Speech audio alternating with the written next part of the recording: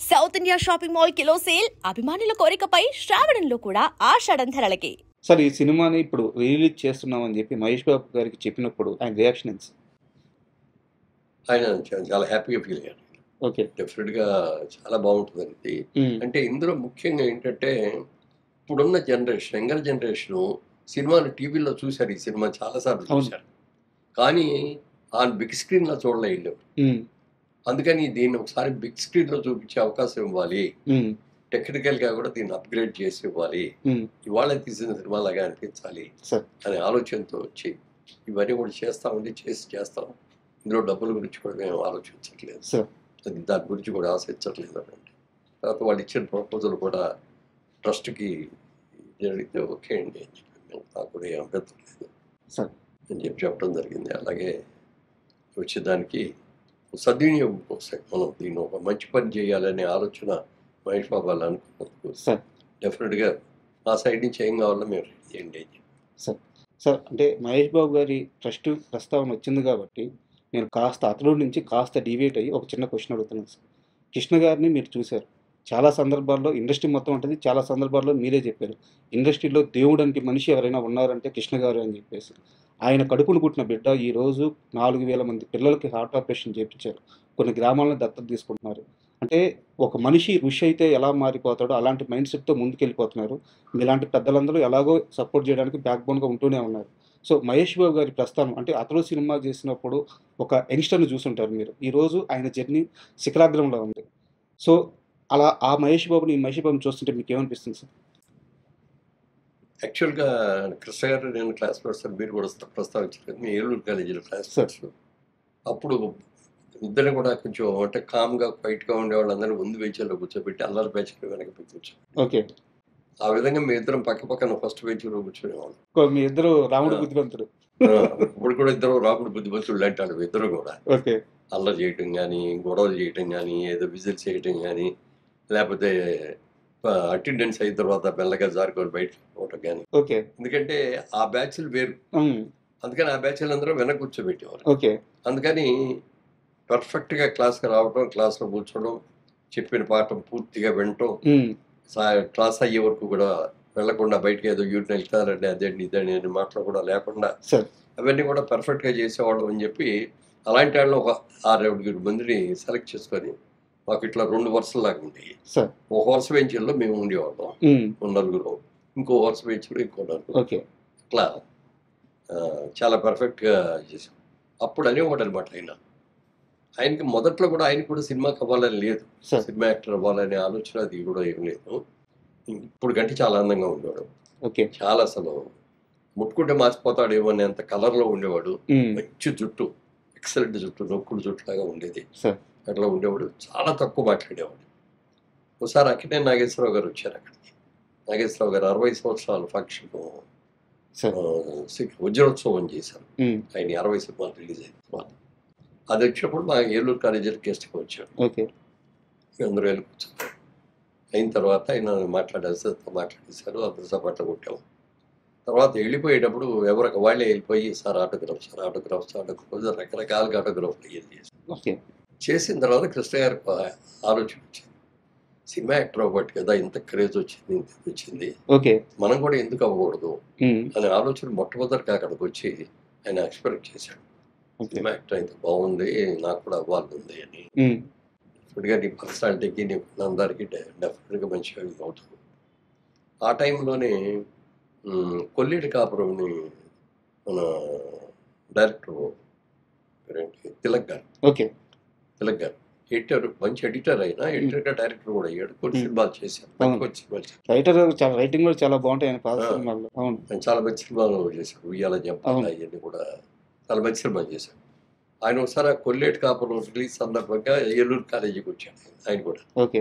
వచ్చినప్పుడు ఇది చూశాడు. చూసిన తర్వాత పిలిచి ఏంటి సినిమాలో యాక్ట్ చేస్తావా అండి? చేస్తానండి అని ఆయన పిలిచాడు. అడిగాడు. ఓకే. అంటే మంచి చూడటానికి చూడగానే అట్రాక్టివ్గా ఉంటాడు చాలా. పిలిచి అడిగాడు సినిమాలో ఇంట్రెస్ట్ ఉందంటే ఉందండి అన్నాడు. సరే అయితే ఇప్పుడు నా సినిమా అయిపోయింది, మళ్ళీ కొత్త సినిమా మొదలు పెట్టడానికి టైం పడుతుంది. నువ్వు ఇప్పుడు ఫైనల్ ఇయర్లో ఉన్నావు కదా, నువ్వు చదువు పూర్తి చేసుకొని నువ్వు నాకు ఫోన్ చేయని నెంబర్ అయ్యని ఇచ్చాను. ఓకే. ఇస్తే ఈయన తర్వాత చేశారు, వచ్చేయమన్నాడు ఆయన. ఆయన వెళ్ళేటప్పటికి ఈయన సినిమా ఇంకా అప్పుడు కూడా రెడీ అవ్వాల. అందుకని బయట ఏమన్నా ట్రయల్స్ ఉంటాయి చేసుకుంటా ఉండు, నువ్వు నాటకాల్లో లేదు కాబట్టి నాటకాలు వేస్తూ ఉండు అని చెప్పి సోమన్ బాబు గారు, కృష్ణ గారు, ఇంకా బ్యాచ్ ఉన్నారు కొంతమంది, వాళ్ళందరూ నాటకాలు చేసేవారు మెడ్రాస్లో. క్రాంతి కుమార్ గారు కూడా మీ బ్యాచ్ అనుకుంటా. క్రాంతి కుమార్ గారు కూడా బాగా, క్రాంతి కుమార్ గారు మా బ్యాచ్. ఇప్పుడు విజయేంద్ర ప్రసాద్ గారు, రాజమౌళి గారు ఫాదర్, ఆయన మా బ్యాచ్. తర్వాత ముఖర్జీ గారు అని ఒక ఆయన ప్రొడ్యూసర్, సమత ఆర్ట్స్ ఆయన, చటర్జీ గారు, వీళ్ళందరూ కూడా మా కాలేజీ వాళ్ళు. సరే అనుకున్నట్టుగా ముందు సక్సెస్ కాలేదు, యాక్టర్గా ఏమి విషయం రాలేదు. పెళ్లి చేసుకొని ఇంటికి వచ్చేసిన తర్వాత ఆదిల్ సుబ్బారావు గారు పేపర్లో అడ్వర్టైజ్మెంట్ ఇచ్చాడు, కొత్త వాళ్ళు పెట్టి సినిమా తీస్తాను, ఇంట్రెస్ట్ ఉన్న వాళ్ళు బాగున్నాడు అప్లై చేసుకుంటే, అప్పుడు ఈయన అప్లై చేశాను. దానికి ఇంటర్వ్యూకి వచ్చారు, చూసారు, సెలెక్ట్ చేశాను. తేనె మనసు. అలా యాక్టర్ అయ్యాడు. నేను బాగా ఆయన ఏదైనా రిలీజ్కి వస్తే, విజయవాడ వస్తే ఫోన్ చేసేవారు, నేను వెళ్ళి కలుస్తూ ఉండేవాడిని. తర్వాత మా బిజినెస్ కోసం నేను కోయంబత్తూరు వెళ్ళాల్సి వస్తూ ఉండేది. కోయంబత్తూరు తిరిగి వచ్చినప్పుడు మెడ్రాస్లో ఒక రోజు ఆగిపోయి నేను కృష్ణ గారిని కలుసుకొని అక్కడ ఆయన ఆ రోజంతా గడిపి, ఆ రోజు రాత్రి మెయిల్కి వెళ్ళి కొన్ని అలా చాలా మంచి సినిమాలు వస్తున్నాయి, తీస్తాను అన్నీ చెప్పేవాడు, డెవలప్మెంట్ అయ్యేది. అలాంటి వ్యక్తి స్వయం శక్తితో వచ్చాడు. వెనక బ్యాక్గ్రౌండ్ ఎవరు ఉండి చేసింది ఇది కాకుండా స్వయం శక్తితో వచ్చాడు. ఆ గుండుగేర్ సినిమాతోటి ఒకసారి 116 తోటి అసలు ఎక్కడికి సినిమా రిలీజ్ అయిన తర్వాత ఒక్కసారిగా 15 సినిమాలు 18 వచ్చింది. అక్కడి నుంచి అంత చేశాడు. ఇవన్నీ ఇప్పుడు మహేష్ బాబుకి వచ్చేటప్పటికి కృష్ణ గారి అబ్బాయి, బిగినింగ్ లో అంతా కృష్ణ గారి అబ్బాయి లెగసీ అయితే ఉంది, లెగసీ ఉంది కదా, అది ఒకటి బాగా హెల్ప్ చేసింది.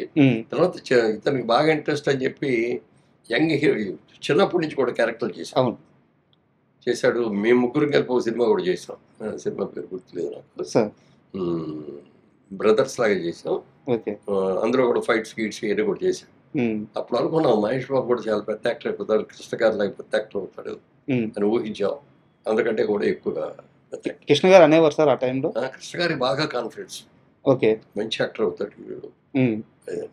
అంటే రమేష్ ముందయ్యాడు, రమేష్ అయ్యాడు కూడా ఇంకా చిన్నాడు. అప్పుడు కూడా అనే ఉంటున్నాడు, రమేష్ కూడా అవుతాడు, రమేష్ కూడా బాగుంటుంది, రమేష్ కంటే కూడా మహేష్ ఎక్కువ ఇది అవుతాడు. అలా మంచి యాక్టర్ అవటం. ప్రతి సినిమా నాన్నగారి దగ్గరికి తీసుకెళ్ళిపోయాడు. కథ వినమని అడిగేవాడు మహేష్ బాబు కూడా.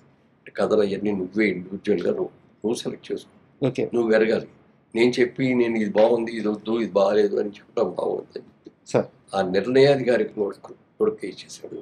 అతను అలాగే మంచి సెలెక్ట్ చేసుకోవడం, మంచి బ్యానర్లు సెలెక్ట్ చేసుకోవడం, అలాగే మంచి డైరెక్టర్ని చేసుకోవడం, అవన్నీ కూడా చేసి సక్సెస్ అయ్యాడు. మా సినిమా కూడా వచ్చిన తర్వాత మేము అదే అనుకున్నాం. అప్పుడు కృష్ణ గారితో ఒక సినిమా చేసాం అంతే మా బ్యానర్లో. అందులో నాగార్జున గారి హీరోను, కృష్ణ గారి ఫాదర్, నాగార్జున గారి ఫాదర్గా కృష్ణ వారసుడు. ఆ వారసుడు అడిగితే ముందు నేను చేయనయ్యా ఆ క్యారెక్టర్ అది అన్నాడు. అని మళ్ళీ కొద్ది రోజులు అయిన తర్వాత మళ్ళీ ఆయనే ఫోన్ చేసి సరే ఒకసారి కథ వచ్చి చెప్పమనంటే, అది హిందీ సినిమా, అది హిందీ సినిమా రీమేక్. అది ముందు హిందీ పిక్చర్ చూడండి సార్ అన్నాం. హిందీ పిక్చర్ చూసి అరేంజ్ చేసాం. అది చూసేసి బాగుంది, క్యారెక్టర్ బాగుంది, చేస్తున్నాలే అని అలా చేశాను. ఈ మహేష్ బాబుని కూడా మరి దాంట్లో అంటే ఇద్దరు యాక్టర్గా ఉన్నప్పుడు కొన్ని సినిమాలు కలిసి చేయడం కానీ, లేకపోతే కృష్ణ గారి అబ్బాయి కానీ, కృష్ణ గారి ఫ్రెండ్ కానీ మొత్తం మీద మేము డేట్లు అడగగానే వెంటనే ఇచ్చాం. అన్నీ సక్సెస్ఫుల్గా జరిగినాయి, అందరూ హ్యాపీగా ఉన్నాం. ఈ సినిమాని ఇవాళ యంగర్ జనరేషన్ చూపించాలి. అప్పుడు చూసిన వాళ్ళు అందరూ బాగానే చూశారు. యంగర్ జనరేషన్ 20 ఏళ్లలో వచ్చిన పెరిగిన జనరేషన్ అంతా అందరూ సినిమా చూశారు. టీవీలో అందరూ సినిమా చూశారు, లేకపోతే ఏదో అన్ని రకాల. అతడు సినిమా చూడని ఇల్లు 2 తెలుగు రాష్ట్రాల్లో లేదంట. లేదు, నిజంగా నిజం. ఎందుకంటే సినిమా ఇక్కడే కాదు, ఈవెన్ అదర్ కంట్రీస్కి వెళ్తే ఎక్కడికి వెళ్ళినా మీ సినిమా అదనంగా ఉందండి. ఆ యంగర్ జనరేషన్, అక్కడున్న యంగర్ జనరేషన్కి మురళీమోహన్ పెద్ద యాక్టరు, బోల్డ్ సినిమాల్లో చేశారు అది అని చెప్తాంటే వాళ్ళకి ఏం అర్థమయ్యేది కాదు. అతడి సినిమా చూసాక సినిమా తీసింది ఈయనే అనగానే ఒక్కసారి అవునా అని వచ్చి ఇదొక గుర్తింపు అయిపోయింది. ఇదొక గుర్తింపు అయింది. యాక్చువల్గా నేను అందులో యాక్ట్ చేయలేదు, నాకు ఏం క్యారెక్టర్ కూడా లేదు, నేను చేయలేదు.